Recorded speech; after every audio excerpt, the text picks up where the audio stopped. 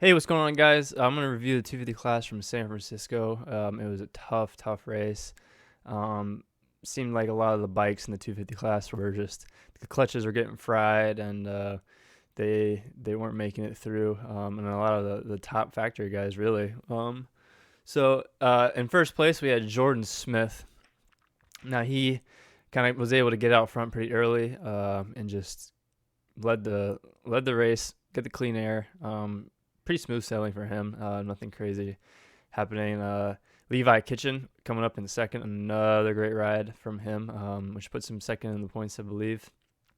As he's got 3-2 now in the year, so maybe if he strings some wins together, he could easily end up in the points lead. And so he's got a chance at this title. I just don't know his consistency in his riding, how that will play off. But we'll see. We'll see what happens. And then a quick shout out, Garrett Marchbanks third, Phil Nicoletti fourth. Some great rides.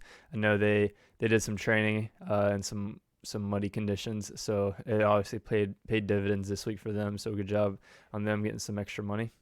And then we're jumping down to ninth place, and this is what could have been for me, because RJ, he looked like he was gonna maybe pass a couple guys and challenge Jordan Smith for the lead. I thought that there was gonna be a battle that was going to go down. However, just a mistake on a rider in front of him, Anthony Burden's part, caused RJ to go down in a bad spot, and he dropped all the way down pretty far. I think he got up in like 10th or 11th, but he was only able to finish ninth. At least he was able to finish the race and salvage points. That's the big thing for him.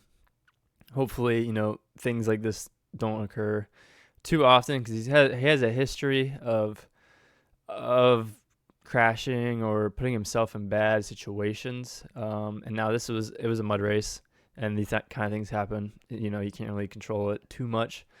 But hopefully I want to see him and Jordan Smith. They're the vets of the class. I think they both have 10 seasons in the 250s. I'd like to see them kind of battle it out for the championship and have a close points race, make it interesting. Julian Beaumer got 11th. Good to see a rookie. At least he finished the race as well. But in a mud race like this, you never know what could happen. He could have went out and been really good and won the race. But he still finished the race 11th. Got some experience in some rough conditions, so good for him.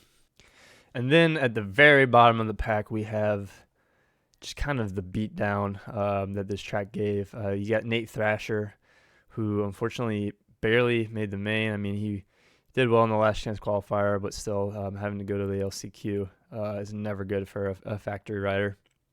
And then you have Maximus Volan, whose bike quit on him. Ryder Di Francisco, his bike quit on him. And then Joe Shimoda, whose bike didn't make it through the first lap.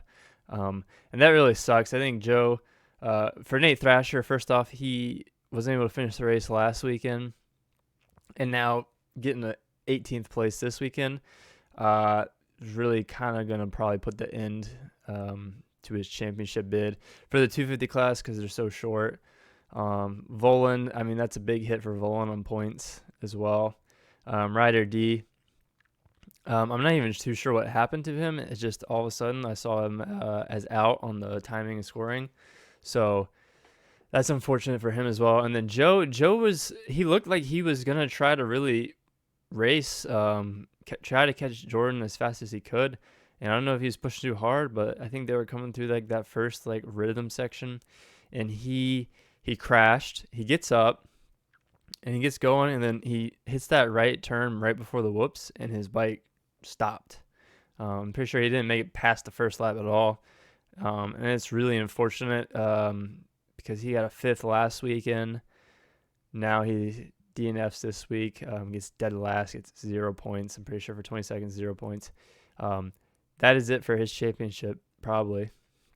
Now, we do know that like Jordan Smith and RJ Hampshire have a history of putting themselves in bad situations and causing themselves championships. Obviously, I don't want to see that happen, but that is a possibility. So Joe might not be out of it if he can string some wins together, and I think he could definitely do that. I think him and RJ are the two fastest on brute speed. I think Jordan's got some speed as well. But it'd be interesting to see if he can climb back into the points race.